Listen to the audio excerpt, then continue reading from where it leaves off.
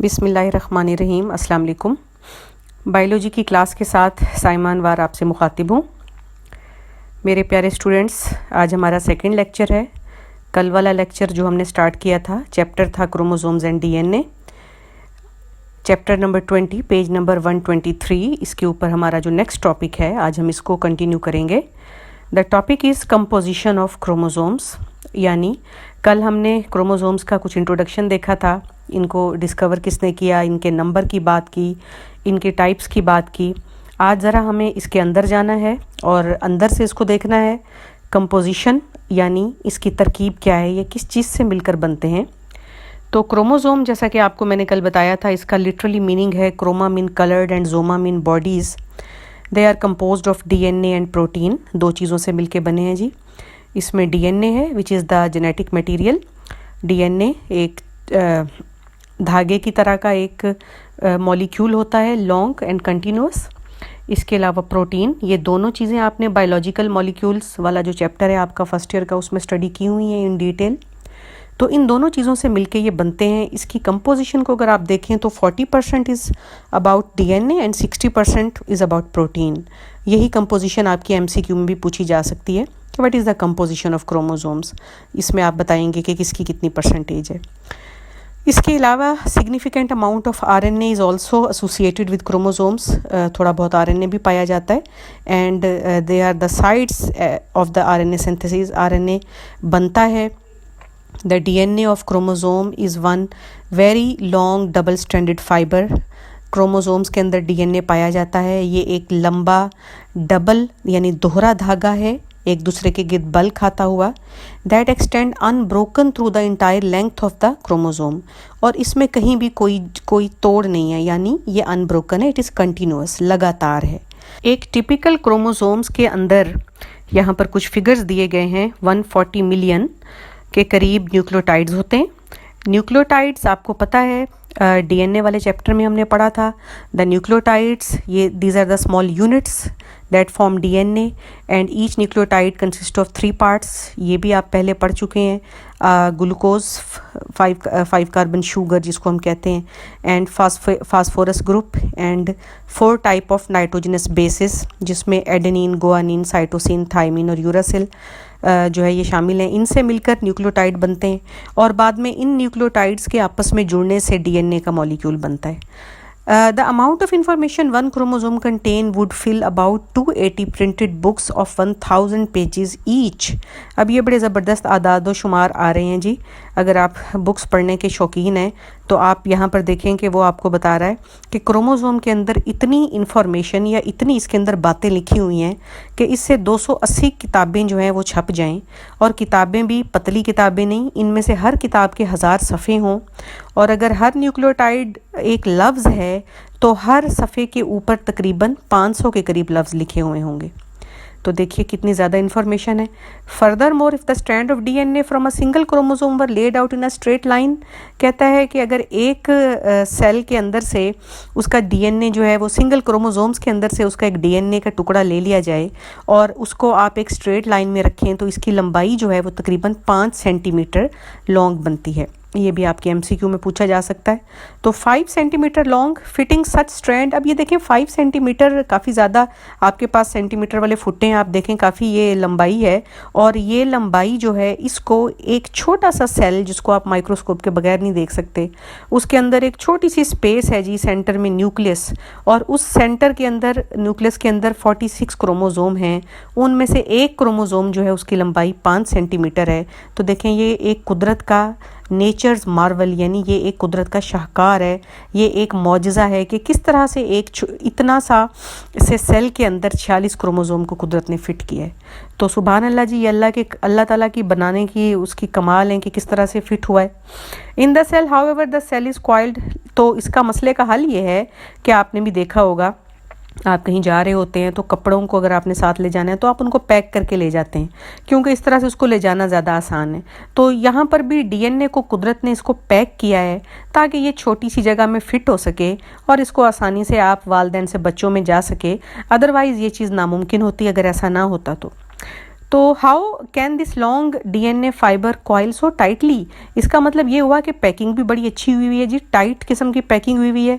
If we gently disturb a eukaryotic nucleus, अगर हम एक यूकैरियोटिक सेल के न्यूक्लियस को आहिस्ता से उसको तोड़ें और एग्जामिन करें डीएनए को, इलेक्ट्रॉन माइक्रोस्कोप से आप डीएनए को देख सकते हैं, तो हमें पता चलेगा कि देखने में जो इसकी रिजेम्बलेंस है ये बिल्कुल एक तस्बीह के दानों की तरह है, या जैसे आप मोतियों के हार आप सब बच्चे बड़े शौक से पहनते हैं, तो आपने देखा होगा जैसे मोतियों की लड़ियाँ होती हैं।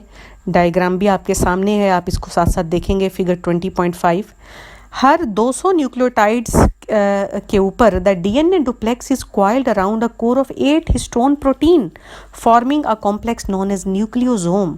ये अब आप देख सकते हैं, ये प्रोमिनेंट करके लफ्ज़ लिखा हुआ है न्यूक्लियोसोम का लफ्ज़। इसको भी आपने फर्स्ट ईयर में पढ़ा था, जब आपने कॉन्जुगेटेड मॉलिक्यूल्स का टॉपिक पढ़ा था, उसमें ये बताया हुआ था कि ये न्यूक्लियोसोम 2 चीज़ों से मिलके बनता है, और इसमें प्रोटीन है 8 हिस्टोन प्रोटीन, 8 प्रोटीन हैं। जैसे आप अपनी उंगलियों को जोड़ लें तो ये 5 उंगलियां बनते हैं, आप समझे 5 नहीं 8 हैं, और उसके ऊपर आप एक धागे को कस के 2 दफ़ा उसके ऊपर लपेट लें। तो इस तरीके से 8 हिस्टोन प्रोटीन हैं जिनके ऊपर 2 दफ़ा कस के डीएनए को हमने इसके ऊपर लपेटा हुआ है, और एक छोटा सा बीड की तरह का, एक मोती की तरह का स्ट्रक्चर बनता है which is known as nucleosome.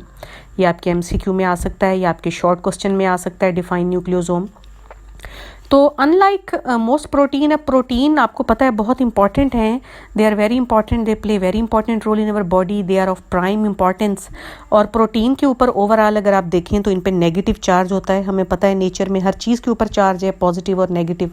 तो यहाँ पर प्रोटीन्स के ऊपर एक नेगेटिव चार्ज है, और histones are charged and due to an abundance of basic amino acid arginine and lysine. ये हिस्टोन्स कुछ इस तरह के प्रोटीन हैं।